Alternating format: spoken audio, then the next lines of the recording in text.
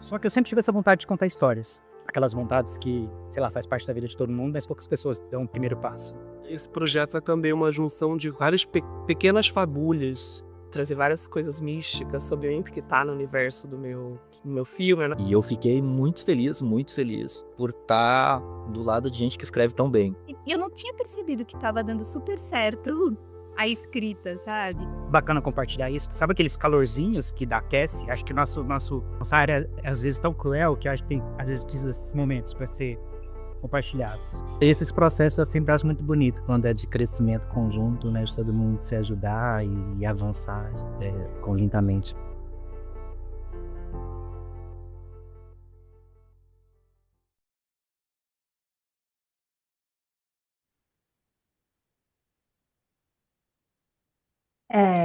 Olá, bem-vindo a todos, todas. Sou a Josefine Bourgois, diretora executiva do Projeto Paradiso, e a gente está muito feliz de estar aqui com vocês hoje, na ilustre presença da Céline Sciamma, cuja presença queria agradecer aqui. Nós somos fãs e parceiros da Residência Base desde criancinha. Parceiros, acho que a Residência Base está na sua 6ª edição, o Ismir Filho já vai vir aqui contar sobre ela, e nós temos uma parceria desde o ano 2021, que muito nos honra. Saiu. E a gente fica feliz também de conhecer um pouco o percurso da inspiração por trás da Residência Base, que é uma residência que o Ismir fez na França, do Moulin d'Andé, onde nada mais, nada menos do que o roteiro do Jurégime foi escrito. Ou seja, acho que tem uma história bonita aí.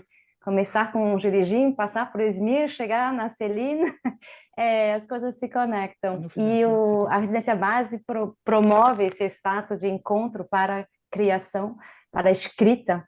E temos aqui uma ilustre convidada que ganhou o prêmio de melhor roteiro em Cannes, em 2019, e é disso que vamos falar, com certeza, né? Como escrever, como dar vida às histórias que nos habitam, e nada melhor do que uma conversa entre o talentosíssimo Ismir, cujo filme Homem com H acabou de estrear, quer dizer, estreou recentemente, foi um estrondo, um sucesso de crítica, de público, de tudo, parabéns, maravilhoso.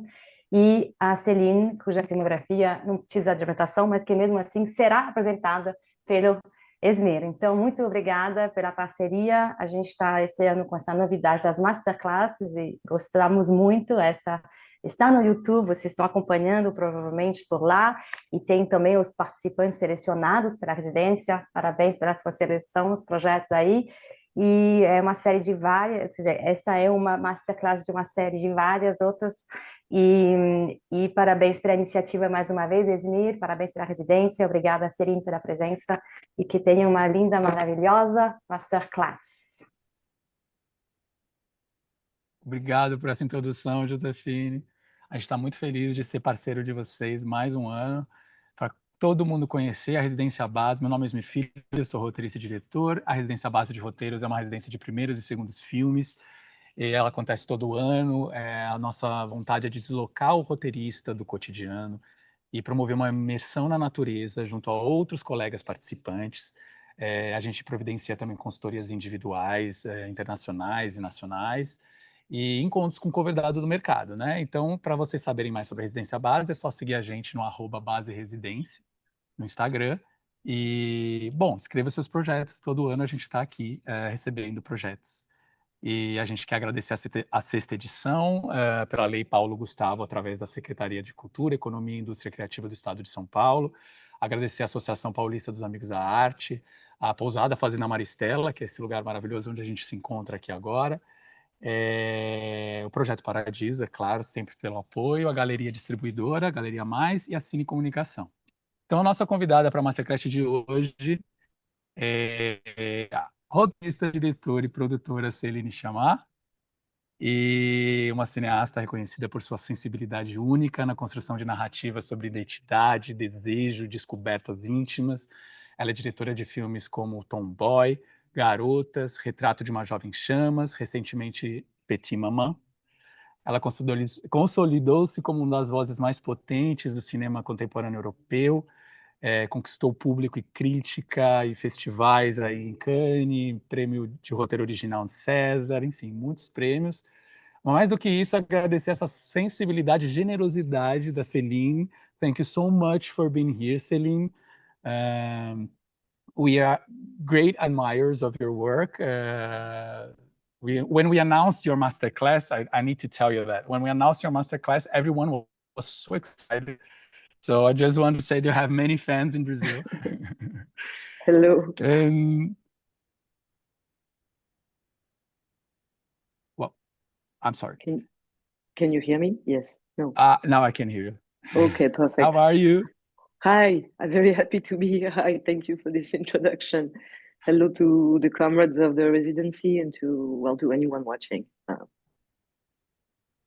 Great. Last night, Céline, we've watched your last short, This Is How a Child Becomes a Poet, and your feature, Petit Maman, your last feature. And it was fascinating to watch the two and notice the connections. I mean, the emptying of the houses, the encounter between two worlds, the way relationships are woven in such a depth and delicacy. Your work is also always very delicate, and we appreciate so much that. I like to start not with a specific film, but let's talk about creative process, since we are here in the script writing this residency. So our participants, they are working on their very first films. And it's such a beautiful moment because it's a genuine urge to share, an inner restlessness, to throw questions into the world, always from inside out. And making a film feels very intimate. We believe that, right? And actually, we put ourselves into the narrative through our characters. And once I heard you say that films invent their own language. So kind of each project is different and brings you its own methodology. But could you share how you usually start from an idea, whether it's an image, a scene, a sound, a creative spark, and how this idea make you go on? Well, I think it's always, it starts with thinking about cinema rather than thinking about a story, a character, a subject, whatever that means. I start by thinking about the language of cinema in a philosophical way. What is its power? What lies within specifically this language? What am I expecting of that language? What kind of magic I want to do with that language? So, because I think all films are inventing a language of film. And so it all starts with what do I want for this language? Starting, sometimes very macro, linked also to the context, to the landscape we live in. What I expect today from cinema is very different from what I expected 5 years ago, for instance, regarding the political context we're in. Not different, but different levels of the expectations, how to interact with reality. And there's those big desires for this language, and be a line of dialogue that has no context yet. And all of this start grooving together and start to create some harmonies. And then I can start thinking about a story. The story becomes one of the harmonies, one of the many harmonies. And I can start then looking for other harmonies, which means things are missing because it's not complete yet, to collect ideas, and things I need for those ideas to actually become a film. So it's always this process, and the sparks can be very different from one film to another. But it's this dream about everything that makes a film, which includes also, production. How do I want to? What's the level of? What's the scale of the film? So this is part of the dream. So it starts with a dream, and it starts with a lot of daydreaming and a lot of isolation. So I believe right now you're in the process of a residency, which is the opposite, and it's a relief, and it's beautiful. But it's beautiful after I think it's useful and fruitful, and also caring. Once also you build this relationship with your ideas that you're both ready to share and also ready to engage in a conversation in a materialistic approach, which is then another step in writing. And I must say also that now I'm thinking like that only for the last 3 films, so starting Portrait of a Lady on Fire, that I try to think about cinema in this philosophical way as a very young art. It is a very young art. It is a very young language. It's the youngest of the arts. It's only 120 years old. And we are always, especially when you're trying to make films, you know that very well. We are kind of embedded in this idea that cinema it's the agony of film, all the time. It has died so many times. It's because it's linked to capitalism. So it has to reinvent its economical survival. And that doesn't help the language to expand.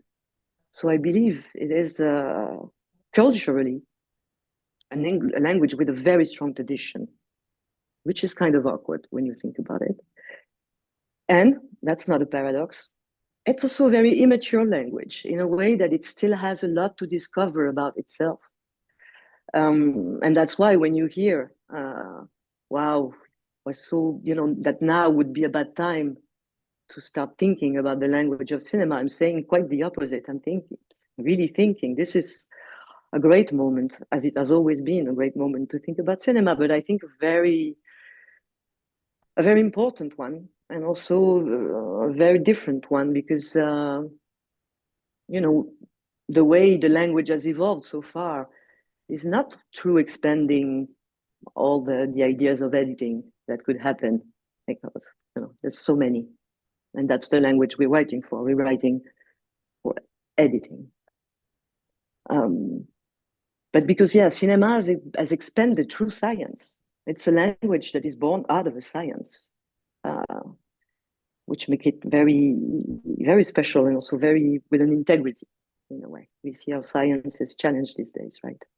And so through science, going from, black and white, color, sound, and then, not so long ago, digital age, and films expanding the science, because suddenly Kubrick wants those lenses to shoot Barry Lyndon is set away, or James Cameron wants to shoot underwater. So the films are expanding the science is expanding the films.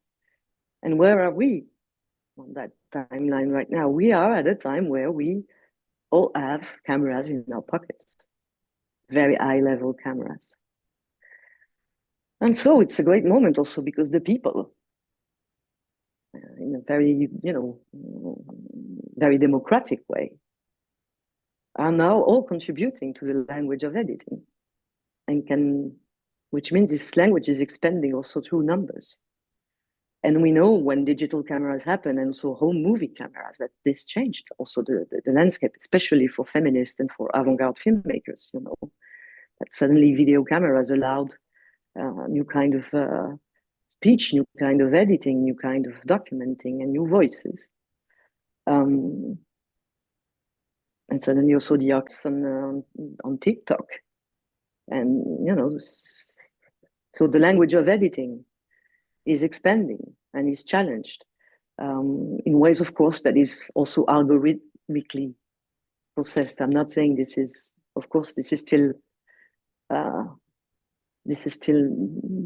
vampirized and colonized by a lot of things. I don't need to describe because we're here to have a good time.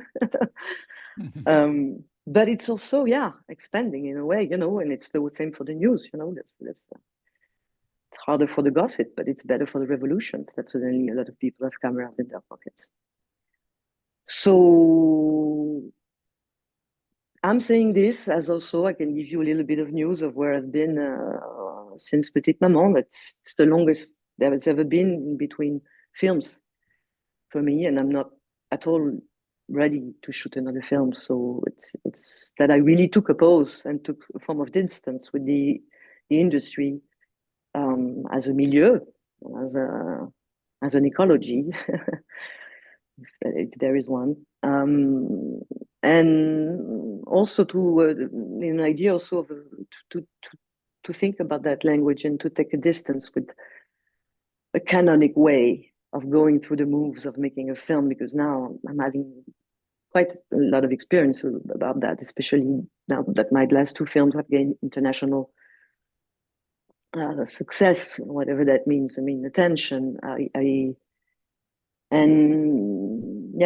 decided that I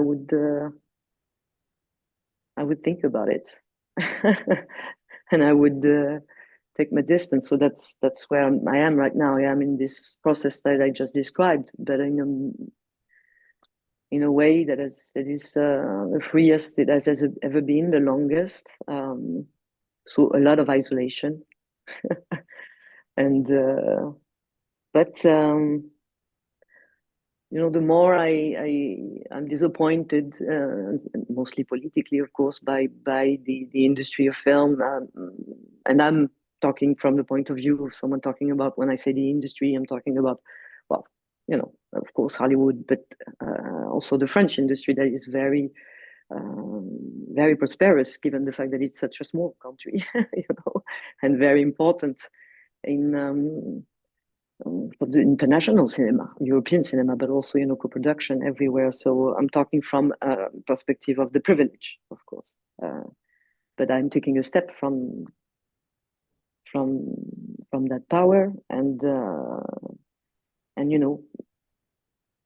but being more optimistic as ever regarding the future of this language, and even my own practice in joy. We really hope that this isolation will bring you as a beautiful butterfly afterwards. That's the plan. That's the plan. That's the plan. We know. I really enjoyed what you said about immature cinema as an immature language, in a way that let's find. I don't know. I listened to it thinking of, okay, let's find our child as a filmmaker, maybe, but not the child immature, or maybe the thing about the being the one that feels the world before rationalizing, and it's beautiful when once I listened to you saying about the list of desires for a film. I mean, talking about a script, when you create your idea, like the thing about you identify your global desires for a film, as you were saying, but also a local level, meaning the scenes as units of desire. So I don't know if you could talk us through how you make this list of scenes you desire and the list of scenes you need, and especially how you turn a needed scene into a desired one. Because this touched me, and this actually changed my mind of how writing is for cinema.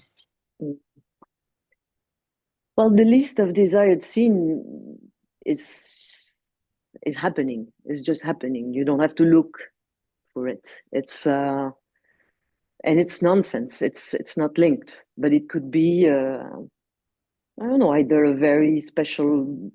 I had a list of desire for Portrait of a Lady on Fire. One was to set the character on fire.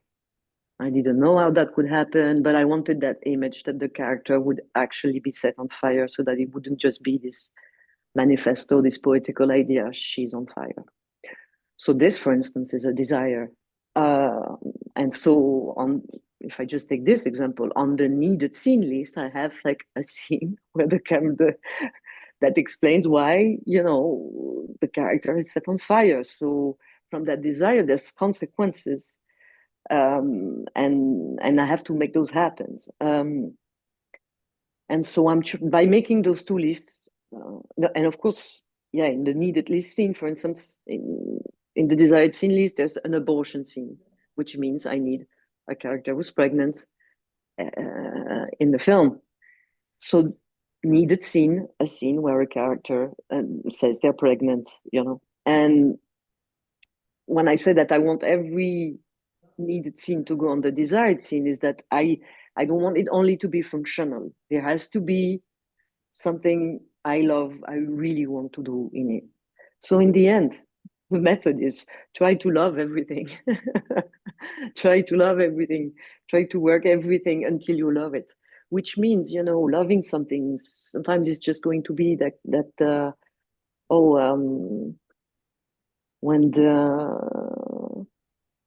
when the character says they're pregnant, they will say it backwards. I don't know, and you do, which is not the case, but it's something you want to do, something that makes the scene really, that there's an idea that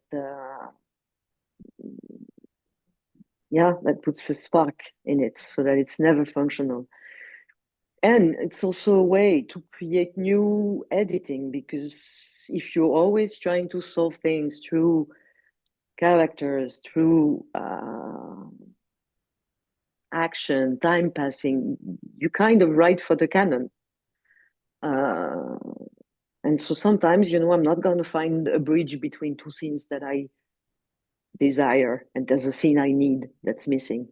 Well, I'm just going to try. I'm just going to edit it this way, and it will bring something new. So it's a way to to process without all the knowledge you have, because we all know how to write, especially for films. We all know how to write for films because we've been watching a lot of films, and they are being very played. As cinema already has such a strong tradition, which is crazy because it's so young. How come it has such a tradition? There hasn't been like crazy manifestos. There was no like, okay, let's do surrealism for 10 years. It's an art without a manifesto for 30 years. So it has only been going to this stage of storytelling, and also, trying to create the cycle of dopamine. It's really trying to trigger dopamine, adrenaline. So it's really went that way, but it's not. For instance, I'm trying to make films that create oxytocin. It's a very different approach to create oxytocin. So the feeling of love. And so I'm not going to go through building conflict if I want to create, good oxytocin. So all those build-ups, we know all those, everything that allows storytelling for film, which is mostly time twisting.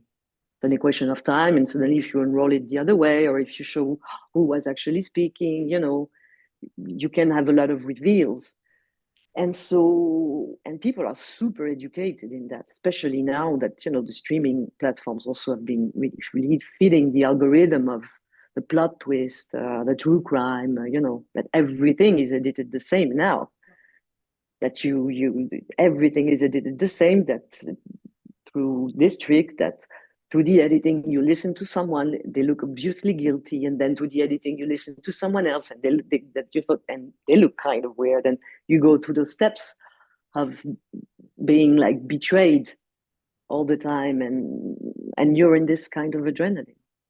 And so we all know how to write for that, or at least we all know how to look out for those ideas, and to find personal ideas within this frame.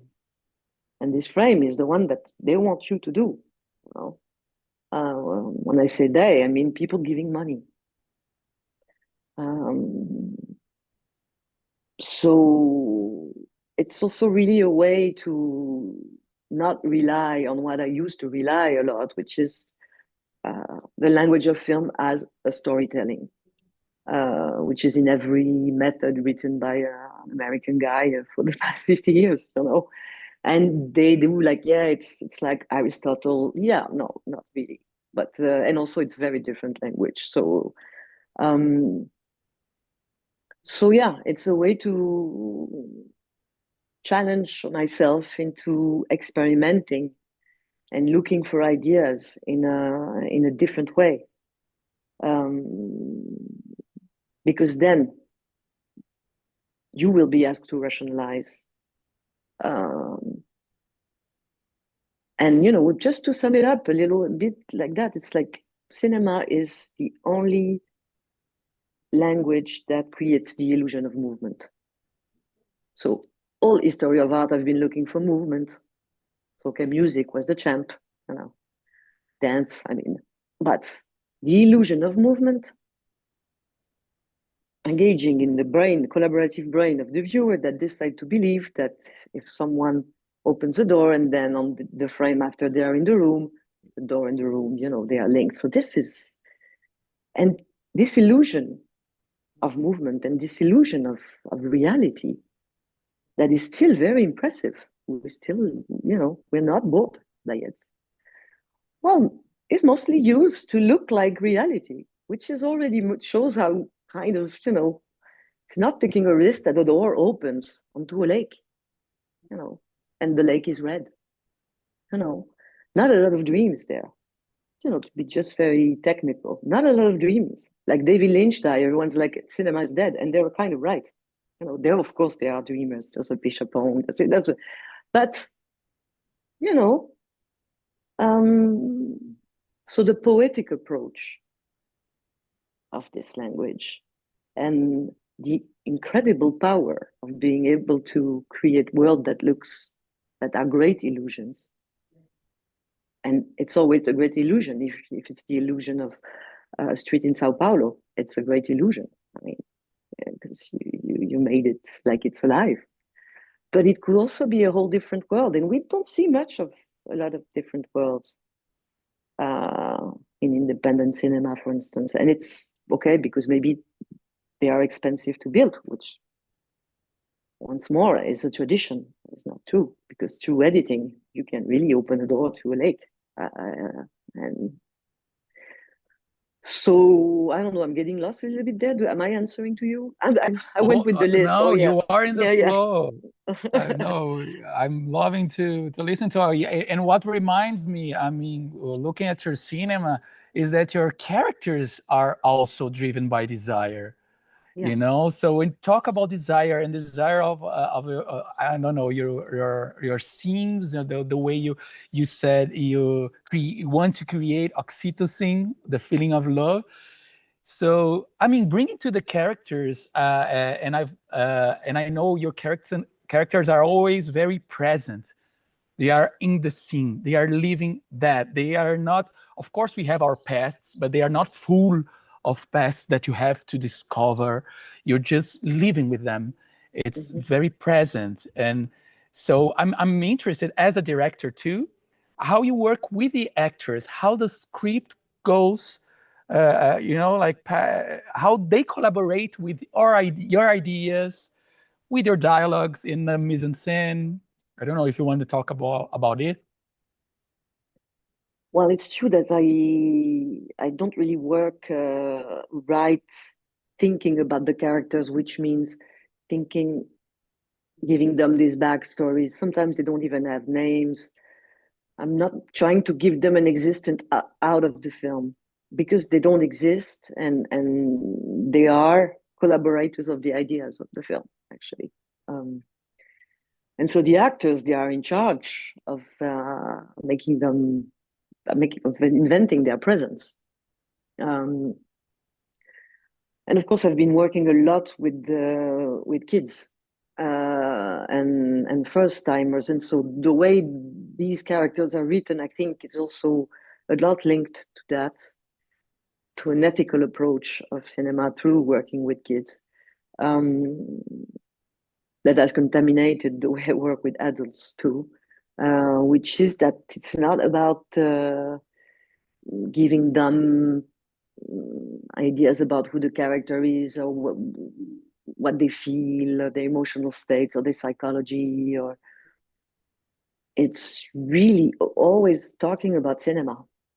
So to me, telling something to an actor is like you're going to take 10 steps to go there because the camera is moving at this pace, so it will feel this will be a tension moment for the viewer. So the character we are always talking about with the actors is the person watching, what we want the person watching to feel. Sorry. And so it's always about the equation of the mise en scène, of the staging, and how that fragment is both belonging in the whole language of the film, and also creating something that is just this now, that stands on its feet, you know. So I don't rehearse, even with kids. I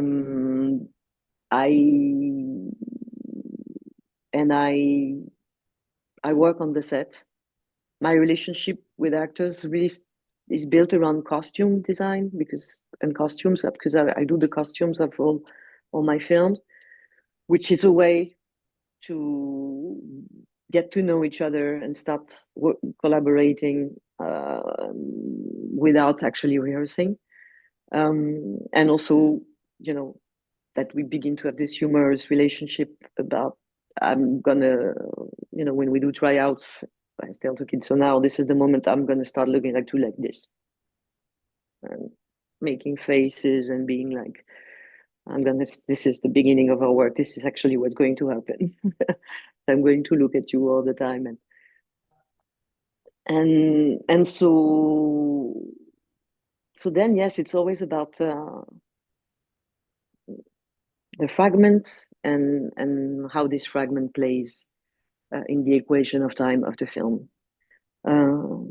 So for instance, I don't know, in Petite Maman, when the little girl starts to think that maybe this new friend is her mom, she's going to her room to actually look for clues. And so for instance, I'm not telling her at that moment, you know, you're kind of scared that this might be your mom, but you know, the action is quite simple also, but I'm saying, so this is a spy movie.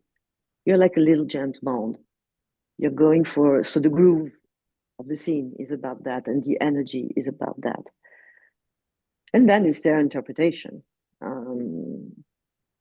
Of course, for instance, on Portrait of a Lady on Fire, I tend to think that, you know, the background stories of the character is also the job of the actors, that they are very good at also asking questions.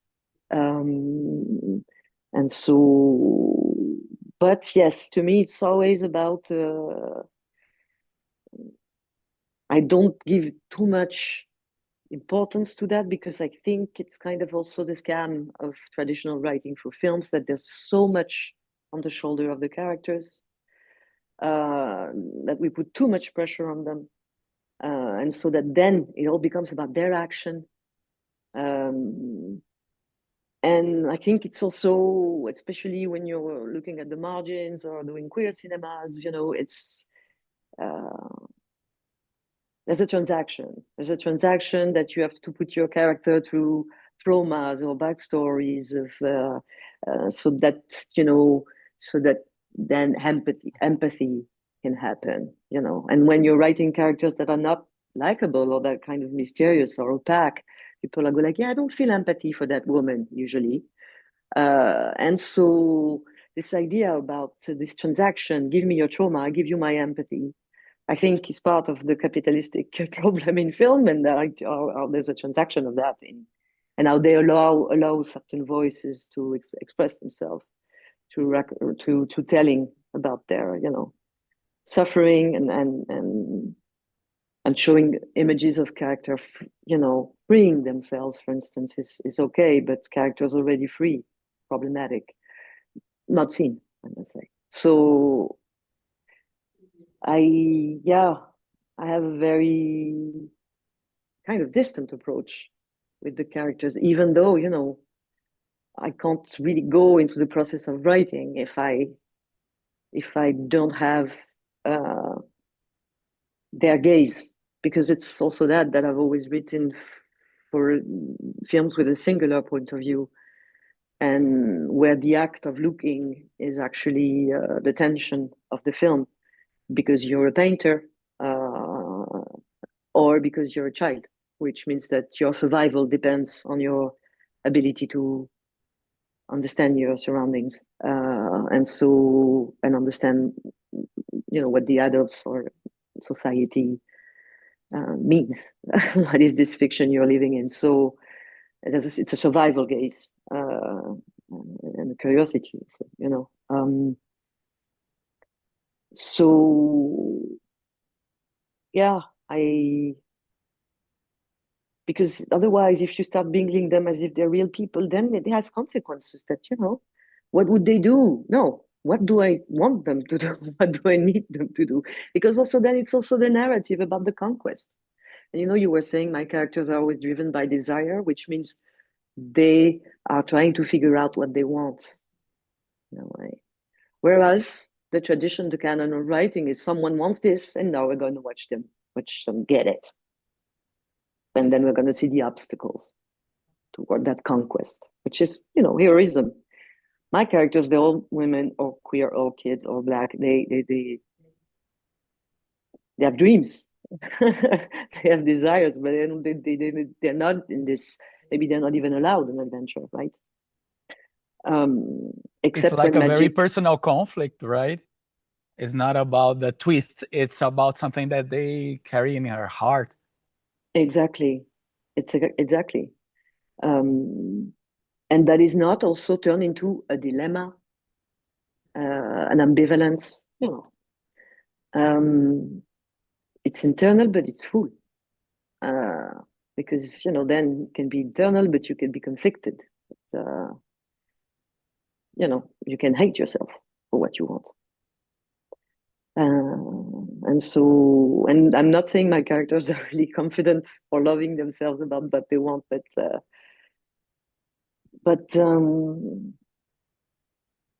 yeah, to me, the love relationship is between a film. I'm trying to make images that love the people watching, rather than trying to gain their love for a character. And so I would love to write a film without a main character. I'm kind of, you know, this would be a whole different approach. And already ensemble cast, for instance, they bring different kind of very, very different kind of narrative. But yeah, I don't give them power or too much power over the writing. I give a lot of power to actors then, because I'm not maniac. You know, I let them pick, for instance, in Portrait of a Lady on Fire, Adele Haenel, who is really an intellectual of actor, which means that she's going to build this theory around the character. And so, as we didn't rehearse, you know, the first day of shooting, when she spoke for the first time, I heard her voice and how she was pitching her voice, and the way she decided to speak. And so with one take, we take, you know, we just, I'm not saying anything. And she comes to me at the end and she said, "See how I decided to pitch my voice?" I said, "Yeah." And she goes like, "Yeah, it's a little bit higher than usual, and it's, I think I decided that there would be masks, that the character would have masks, and this is inspired from this tradition of theater, blah, blah, blah, blah." She had also did that. And I'm like, okay, I'm not even going to, this is like, I trust her fully with this. So I think it gives, some responsibility to the actors, but also it kind of, we're also all doing the same job. We are doing mise en scène together. They're not in charge of the emotions or giving something so personal or to be connected to. They are authors, and they are in charge of staging, of the mise en scène of the film. And we are working had exactly the same idea. So to answer to you in a more synthetic way, the way I speak to actors is really about sharing the ideas of the film. Sharing the ideas of the film, which is mostly political ideas, melodical, musical ideas. So it's all about rhythm. And from one fragment to another, they kind of start speaking that language without you having anything to say, which is mostly happening with kids, which is something that is beautiful. And that is beautiful about this language. I must say that you also, as you do it for a long time, you know, and it's repetitive, something can start to become true, to become like a new way to move, a whole new world. And for instance, in Petite Maman, the kids, so they were 9, and they had never been on the screen. They had not done theater, nothing. So I'm also talking all the time during the takes. So there's no big silence. I'm saying, do this, counting beats. And there's a scene where she was supposed to sleep, wake up, get out of the bed, go into a room, and then discover her father sleeping and put the blanket on her father sleeping. And so she had to do something very difficult, which is wake up in a film. Super hard. And I told her, well, you know, I think you should wake up in, I was about to say, you know, 12 or, and she didn't let me finish the sentence. She said, no, I got it. And I think it was like after 10 days of shooting. And I'm like, wow, she got it. And so I'm behind the TV and I'm watching her wake up in the rhythm of the film. And so she became competent in speaking that language. And it was the perfect groove for my taste. So yeah, this is sharing the ideas of the film, and especially with kids, because it also take out the hierarchy, the toxic bargain about you have these big ideas, but they have to get this, you know, for them it's just if they smile and go out of the frame, I got it, because you're in charge of the whole editing in your head. But sharing the ideas, which is also setting boundaries in a way, and being vocal, transparent about what you're trying to reach, which is how a set works. But it's true that not rehearsing, not having that secret build-up, but actually making the ideas on set, on live, is also a great way, I think, to be modest, you know, and to be focused about what you want, because it's not full of that fantasy of rehearsing without a camera, which I think is impossible. Because for me, rehearsing and the emotion of a scene is not about how it's going to be delivered. Of course, it's a full genre of cinema, you know, and some actors, some films, they are great films just because of that performance of the actors that they. But it's heavy. It's a lot, you know, on them. So it's not about this delivery. It's about rehearsing without a camera. So it's like you're not gonna get the emotion of what the scene is going to be, because the emotion is about the choreography of the actors and the camera. And so, yeah, it's this doesn't land. And it's amazing because you also are being surprised on set as a director. I mean, you know, if you are leaving that scene, the actors are leaving that with you, and makes you alive on set, I believe, right? I mean, yes, of course. It's a very physical job, making films, because suddenly, you know, it's also very athletic. That's why it should also be made by younger people. It's not a lot of young people make films. I think that's very weird that an art is not transformed by young people, but that's something else. Yes, it is physical, to the point that it is very important to listen to your gut feeling and how you feel.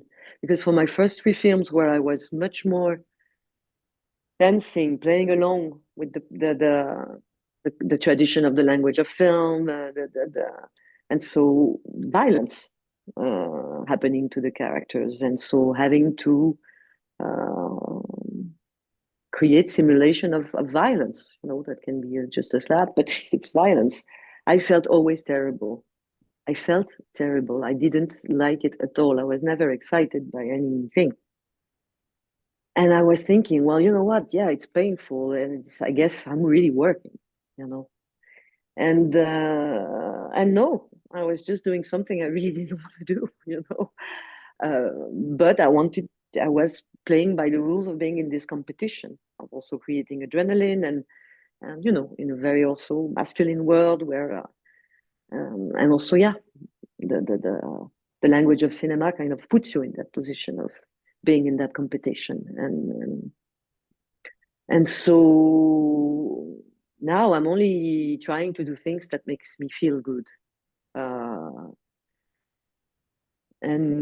even bored is not good. So I also try never to shoot a frame that is like, okay, the character just goes out of the house. I want, yeah, this has to be also desired in a way. Okay, it happens sometimes, you can't always shoot really, but at the beginning of my first film, there were always so many doors, so many people knocking all the time, and I was like, I gotta stop doing that. So then I took up doors, so there was just there were no more doors, there was just corridors. But yeah, you can't always be fully excited about everything, but yeah, you should try to, and to listen to those, because there's so much pressure on making an image, which is crazy, because making films is a lot easier than making those images. Making a cut, creating an harmony is super easier. I mean, it's as easy as writing a song, and you can write a song in your home, maybe with your guitar tonight. That's what I mean, Cinema is the only art so far without an amateur practice, for instance, And this is all because they put a price on making an image. There's a monopoly of the way to do it. So, of course, there's different kind of levels, blah, blah, blah. There's also full arte povera, cinema, experimental, but, an image costs so much, and okay, it's because there's a lot of people doing it, but also because it's standardized in a way that is weird, that we shouldn't feel so threatened and so sometimes scared.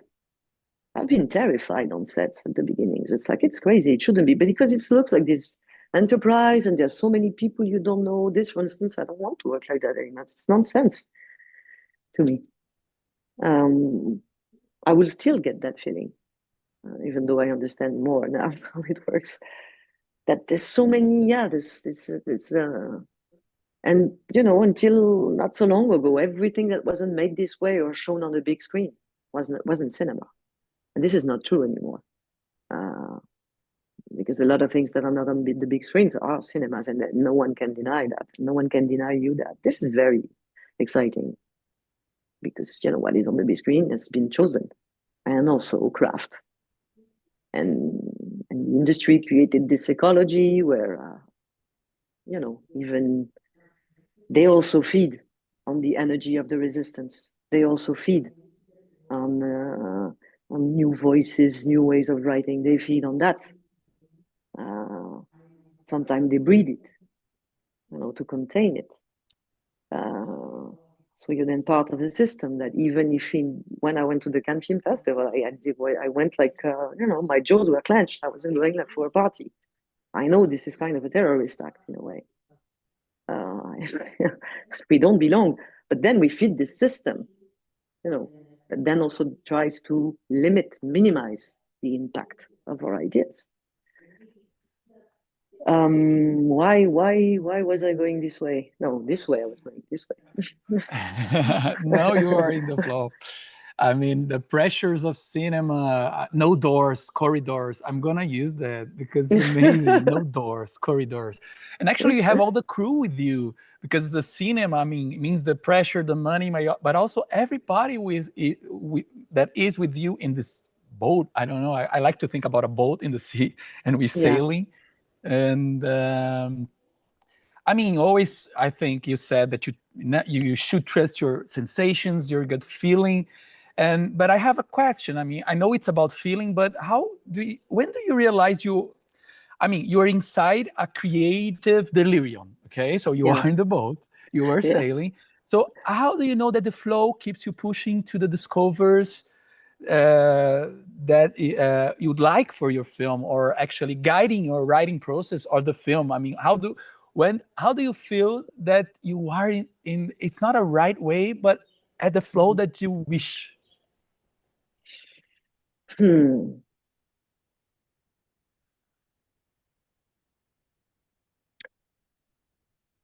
It's a tough one. Yeah, it's a tough one, but it's a very interesting question. In Portrait of a Lady on Fire, the character says that for the painting, says, when do we know it's over? And the other one just said, at some point we stop. And I have a feeling a little bit like that. That is kind of mysterious when you feel you've collected enough ideas to build this world. But, for instance, if I take the example of Petite Maman, for me, it's much more about thinking very deeply, very long about also what it is not going to be. Really asking myself the questions, like, for instance, Petite Maman is a time-traveling film. But I didn't want to write a time-traveling film with the time-traveling machine and maybe, you know, the time paradox. I didn't want that. So I decided that the film would be the time-traveling machine. And as every film is a structure of time, this one would allow characters to navigate. But this, for instance, is something that stopped me from expanding the ideas because it's a limit, it's a boundary. And then I was like, but also why? Am I lazy that I don't want to write the time-traveling film? Because also I adore time-traveling film. So what's happening to you? And it was of course not about being lazy. It was that I didn't want them to waste time. I wanted them. And that's also why I decided also not to give them a fight scene. At some point, I didn't know if the script was over. I gave it to two friends, screenwriters, dear friends, told them, hey, what do you think about the script? And they both said, yeah, they could fight. And I was like, no. And of course, you know, we would bring, but I can't deal anymore with this equation of time in film with frustration, where like people are missing each other, where like they don't give the letter, they don't have the memo. So this idea there's a malentendu, that something has not been said, so it's not going to happen. I'm terrified of in life also about that, you know, that you're going to miss on something because you didn't express at the right moment or something like that. So I wanted them to make the most out of this time, that there would not be dark clouds, there would not be delay, and that they would just go through it in the most in this ecology. So for me, it's really much more about drawing the map. It's really about this architecture that's a container, and then you're going to navigate into this space. And usually, the weird thing is that once you lived in this house for long, what I'm expecting, for instance, right now in the project I'm doing, I'm a little bit step right now that I'm in this house now. I don't feel I need to build another room, but I'm waiting to have a brand new idea.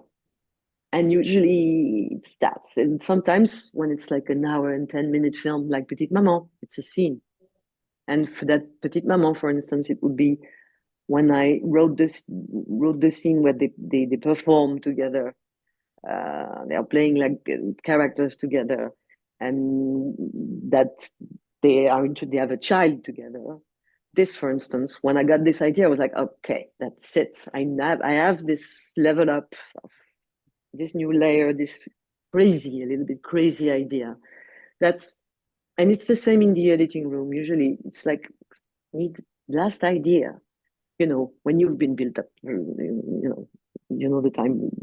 I mean, it's in the end, you already know it's in the end, you have to end, but the feeling that you're done. And so I'm always trying to make the things, you know, to go into minor writing, l'écriture mineure, minor writing, minor, which was also a concept told by Gilles Deleuze, but that then Chantal Akerman took for herself in cinema, and that I kind of also, yeah, revendiqué, that I feel close to. That really a minimalistic magic. That, of course, is very modest because it's all about the power of cinema. So for me, the fact that, you know, I can make a little girl travel through time through a cut is the biggest magic, rather than invent a magic that would make that happen. So it's also, it's a very minor writing, but because I want, design, and wish huge impact. So it's a modesty in the process, and to stay modest and to stay confined, so to stay free, to not get lost, but to have the maximum impact. And so to really, really believe in the magic of cinema. And especially Petite Maman, when I did the film, I already knew it was the last film I wanted to do in that canonic process. You know, I could contradict myself if I had an idea for an hour and a half film that I would want to go to festivals and then go out in my country and then go out, you know, if things go well elsewhere, and then blah, blah, blah, all this, do interviews, da, da, da. If I have an idea for that, maybe I will do it. But I'm not looking for these kind of ideas. But at that time, I had this idea. So like, I'm going to do it, and I'm going to do it as my last film in this traditional way. And I'm going to make it as exactly in the same condition as the first film of the history of cinema. Magic in the cut, studio shoot, magic realism, which is the original genre of cinema. And to, have the exact same tools as Alice Guy.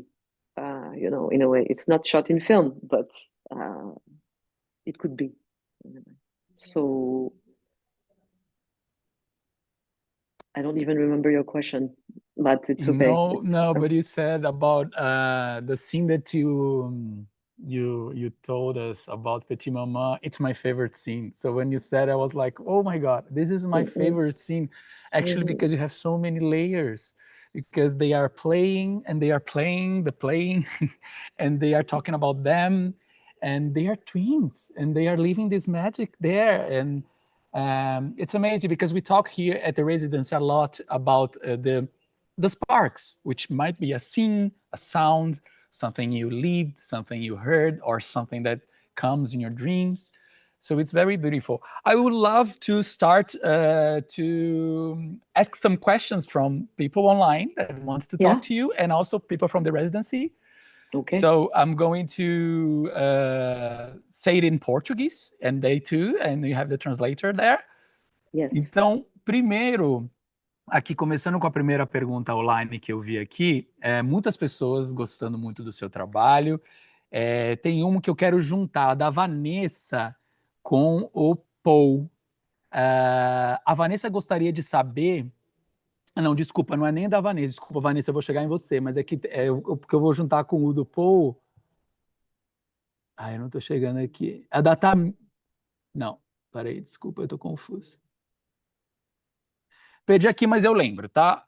A pergunta é a seguinte: qual é a sua memória sobre o seu primeiro longa? Assim, eu acho que eles querem saber, assim, como muitos estão em primeiros e segundos filmes, como foi não só o processo, mas como foi realizá-lo, assim, a dificuldade, ou quais as memórias que você tem do primeiro longa, que é a Naissance du Pieuvre, né? Acho que é esse. Les pieuvres. Yes. Well, yeah, I knew nothing because I'd done film school, but as a screenwriter, and I hadn't done any short films. So when I arrived on the set, when I started prepping the film, I'd never done that job. I'd been assistant director, I'd been working on sets for other students, but that was not also the reality of an actual professional film. So I was really terrified. I was really, really terrified. I kept even hoping that it wouldn't happen in a way. And so the biggest surprise was actually to love it and to discover that I kind of knew what I wanted, which I was not confident about that at all. I really thought I'm missing culture, I'm missing technical skills. I don't know what I want. When in fact, for each scene, I knew where to put the camera, which is knowing what you want at that stage of things. And well, the difficulty is that you don't know yourself yet. So as a filmmaker, or maybe you know yourself, but there's always things you discover. And for instance, I didn't know that I would not be great at certain things, that I would not like doing them. Sometimes it can be, you put yourself in some kind of traps that you're not dealing really well with, but mostly because you're ignorant of a certain way things are made, and the room that things are going to take. For instance, on my first film, I was really surprised by how all the decoration, how, I don't know how you say that in English, the art department of doing the set would be that many people who would have such room in the equation, that for instance, then I adapted to what I wanted to do, the scales I wanted to do things in. So you kind of discover, what you're good at and what's easy for you. But yeah, I remember understanding it all, going through the moves. And also I remember something, when I think about my first film, I think that's the moment I'm meeting my producer, Bénédicte Couvard. And I was super lucky to have such a collaborator and to still, we made then all our films together, and she's so much part of the ethics and the politics of how I could, do my things and also evolve, transform myself through times. But yes, it's challenging because of all the things you don't know, and that you have to emotionally regulate so much.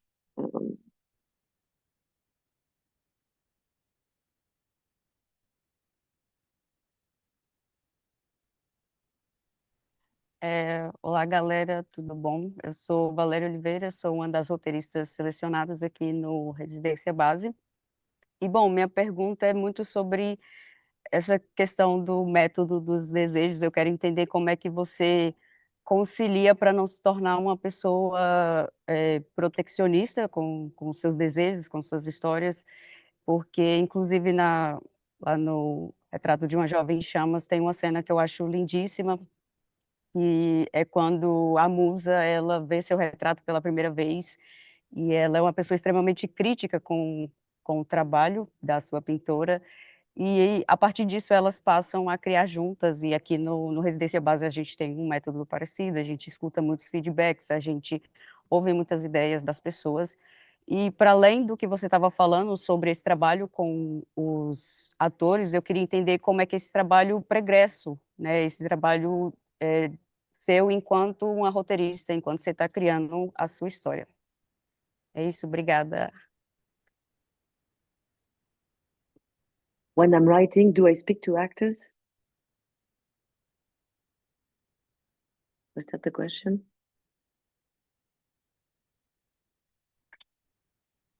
Eu fiquei sem som. Yeah, what was oh yeah, how do the desire thing. Yeah. You want her Oh. to ask again? I'm sorry, I entered it. No, I got it.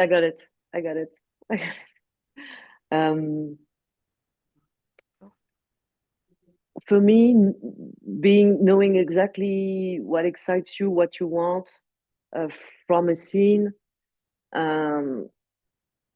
doesn't make you obsessive about the scene. It's also a way to know your priority, because you will have to deal with a lot of stuff on set that can really. And so, what do you have to do to actually get the most important thing?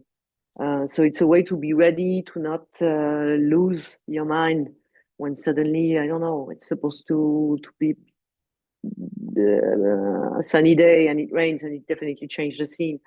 It's a way you able to adapt because you understand very well what you have to save and how important is the fragment. And of course, there are hierarchies.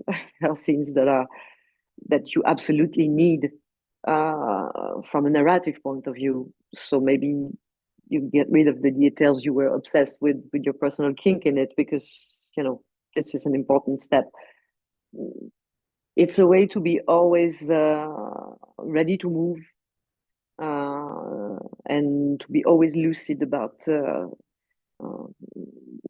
what is the most important harmony that you can't sacrifice and that you have to save. So it's a way to be reactive, and it's a way to also in the screenwriting process to be able sometimes to take an idea or to respond to a suggestion, because you've been doing a lot of thinking about it, so you care. It doesn't mean that you're suddenly in defense of all those desires. It means that you care, and so in a good position to be the bigger person. Because also sometimes you talk to people, they are the bigger person because they have the knowledge, they have the money, but you're the bigger person you're the adult of your project. Do I talk to actors in the process of writing? Not at all. Not at all. And I usually don't have the casting. The exception was Portrait of a Lady on Fire, where it was written for Adele Haenel. So of course I had her in mind, and it was part of also a dream for her as an actor that I wrote the film. But otherwise, they don't even have faces, because when I'm thinking about a kid, I don't know, and I'm not projecting too much. So, but I do the costume design and also the prop design, the prop collection while I write, because it means that sometimes I will write for a sweater, or an object. I think the common point of all my films is that they are all linked by a legendary sweater or hoodie, or even the documentary short film that you saw yesterday is sweater related. So. Bom dia, eu sou Carol Matos, eu também sou uma das selecionadas aqui esse ano na residência. A gente leu um texto seu em que você fala sobre resistir à tentação de pertencer, quando você fala do desejo. E aí eu queria entender melhor o que seria esse pertencer. É pertencer à sua história, é se identificar, é pertencer ao personagem? Como é que você entende essa relação do pertencimento? Well, it's belonging to the language of cinema, belonging to the competition, belonging to this tradition. Because cinema is very repetitive in its form, and so suddenly, you write a scene built on conflict, for instance, it works. It looks good. It looks like a film, and so you feel you belong. you feel you can belong to this team, you know, to this culture. And so you have to resist that temptation that maybe, you know, the scene is not gonna be so performative and not gonna give this vibe of action, but you have to find another way to put tension in it. And so it means sometimes sitting with the question. And that's mostly, I think, what writing deep is. And, you know, even in artistic practice is, it's sitting with the question for long. Whereas, writing in the canon, finding a solution that, you know, could be in someone else's film, in a way, you know. It's reassuring, but maybe it's also canceling another kind of opportunity for yourself and for your film. It's good to investigate. I think we are the investigators. Vou fazer agora uma pergunta online, depois vem mais uma de participante, Taíla Nicoletti.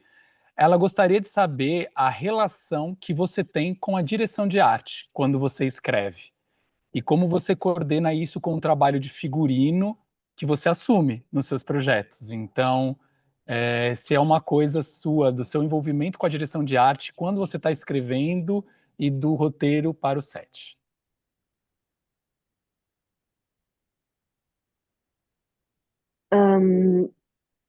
Yes, and I tend to do that even more early in the process, that I do the costumes. And also, you know, I can buy paper to put on the wall, or and especially since Petite Maman was a house built in a studio, you know, you can really draw your house, which is, you know, I believe, like my comrade Bong Joon-ho, that cinema is also a lot about being an architect. So the house, I draw the house at the stage even before actually writing the screenplay, and the space can evolve with the script. And for the costumes, yes, the costumes on Petite Maman, I really started buying when I was actually writing the film. And it's the first thing that I brought to the director of photography, Claire Maton. It's the costumes, the color, the fabric, and we kind of engaged our discussion about the light, starting with the costumes and also some you know, I'm not a very mood board kind of director, but I'm gonna bring materials. So yeah, references, the objects that are not coming from films, but that are coming from my closet sometimes. And now I'm even more deep into this, that I buy props, as I was saying before, while I'm writing, so that it now happens that if I find something I love, I will write for the objects. So I'm casting objects that can then become part of the film. So yes, I tend to also, in my practice, that is more and more autonomous, that I would want to make films in the scale of not too many people. I tend to develop that side, and you know, now also I do a lot of my images myself. I edit, sometimes do even some music. So this is all a way to create those future harmonies, because that's right. Writing a screenplay is, in the end, you know, we're not writers, we are composers. And you know, Germaine Dulac, filmmaker from the 20s, that is also a philosopher of cinema. She was really all about cinema is not literature, cinema is music. And so as screenwriters, we are collecting and projecting future harmonies. And those harmonies, of course, they can be an event, a character, but it's also the color of the wall, the color of the shirt, that face. And the more we go in the process of prepping the film, the more we go into the details of picking, giving life to these harmonies. But even at the screenplay stage, it's already what we're doing. So the more you give yourself some strength with the different kind of harmonies, a song, a sound you would like to put, all those visions, they help you make choice in the process of editing your own script, which is what writing for film is.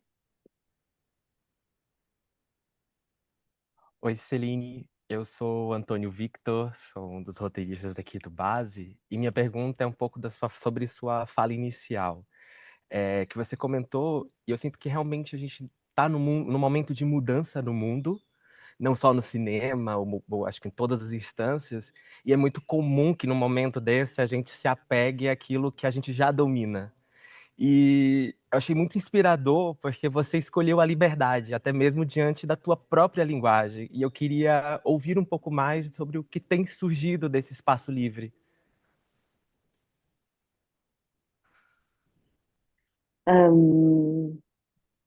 Well, I must say that my love for this language and its power, which also means its contribution to social transformation, is very, very high. And I do believe in artistic action. And it has also allowed me to be more available to adventures, which is also the adventures of documenting. Well, you saw the short film that documented Patrizia Scavalli's house, but I've been deep into creating archives, also archives from the social movement in France that's been going strong for several years. Lesbian archives from, lesbian from the past, but also activists today. So the social use of being a filmmaker, social use of cinema, and also the social use of being a filmmaker now, I'm trying to live them fully. For 4 years, I've mostly been going into cinema schools and talking like I do right now, sometimes, actually teaching or working with students. So, and this has felt very comforting because, the conversation I have with students in cinema or young colleagues, they are great conversation about cinema and its and its future. But you got a lot of transformation, because also when you kind of give up on power, you kind of look like a fool. Also because people tell you, well, you've got the power, so do the thing. A lot of people would love to do that, and you can do basically what you want, and you can have money. Yes, it's true. But I think today also giving up a form of power and trying to do things differently can also be a form of not only a personal liberation, but because that's still an ongoing process, but an inspiration. And also to get a little bit out of the pressure of there's only one way to do cinema, one way to make it, one way to be inspired also. So yeah, it's going good. Olá, sou Thaís, estou também aqui como roteirista na residência. Prazer falar com você. Acho que a minha pergunta vai um pouco na linha da anterior, pensando no seu curta que a gente assistiu ontem aqui, e, e nessa relação no espaço íntimo, e eu acho que isso também dialoga com Petit Mamá, e eu fui muito curiosa nesse lugar. Você falou hoje sobre uma pausa, mas ao mesmo tempo, quando a gente viu o filme e você mandou um recado para a gente antes de assistir, falava sobre pensar esse cinema de outra forma. E aí eu acho que conecta com a pergunta anterior, mas foi muito de um lugar de pensar, fazer cinema como algo. Você faz os figurinos, enfim. Como que a gente também se apropria disso tudo para falar de coisas singelas, sem talvez ter uma estrutura tão grande ou algo que muitas vezes nos atrapalha, assim. Eu queria te ouvir nesse sentido. Obrigada. Oh, I'd like to understand more too. But yes, it's exactly. Well, I hope I'm on my way of finding out. But I do believe in the fact that in autonomy you can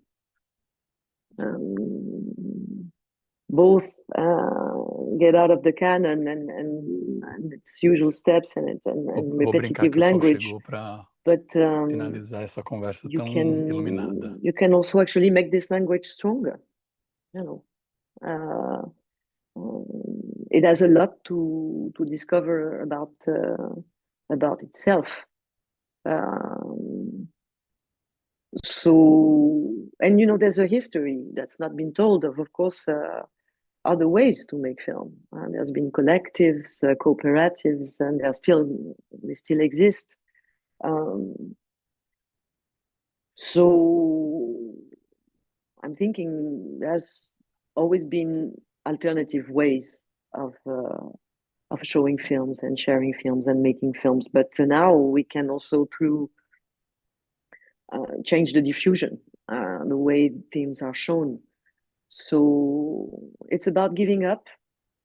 It's about giving up also something comfortable, because it's comfortable to put your film in the end of the system. Also because you get the whole ride, if it works, because there's a lot of it's also very destructive since it's so selective. But yeah, I don't know yet, and that's what I give up a little bit on. I give up on knowing how this works. But what I do know is that I really enjoy living in the ideas like that, and that this just died, and that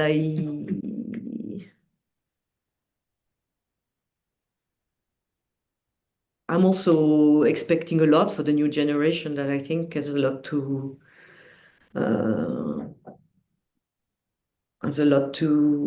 surprise us. So as a senior, I'm trying to do my part. But right now we're not looking at a very optimistic situation going towards independent cinema and the platforms, and so we got to think how to escape. And I hope I can create a kind of space for that, but it's the guerrilla, so it's a mystery. The mystery of guerrilla. Céline, we've come to an end. I'd like to thank you so much for your generosity. It was such an inspired conversation. I mean, even the sun came out, to close such a bright exchange. So, like your films, like we hope we find our bridges to enlightenment. Thank you so much. I hope you have enjoyed as much as we loved here. I loved it. Thank you so much. Thank you. Thanks to all. Bye-bye. Bye-bye.